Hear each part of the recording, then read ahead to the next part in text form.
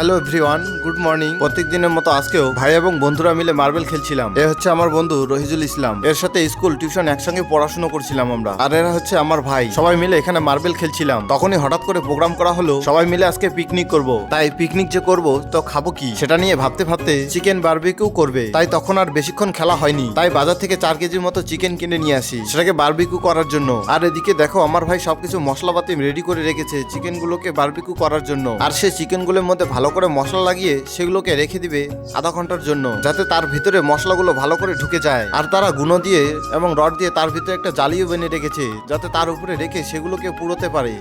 Guys leg piece আজকে হবে barbecue, তো আসুন সবাই। এদিকে তারা সবকিছু রেডি করে আমি দেখি যে তাদের পুরানো প্রায় শেষ হয়ে গেছে। তখন আর আমিও দেরি না করে খেতে চলে আসলাম। আর একবার খেতেই তো দেখলাম ভালোই টেস্ট হয়েছে। আর তোমরা কারা কারা এইভাবে পুরো দিয়ে খেয়েছো সেটা কমেন্ট করে জানাবে। এরকমই মিনি ব্লগ দেখার জন্য আমার চ্যানেলটিকে সাবস্ক্রাইব করে ভিডিওটিকে লাইক করে দাও। দেখা হচ্ছে পরের ভিডিওয়ে। রাধে রাধে।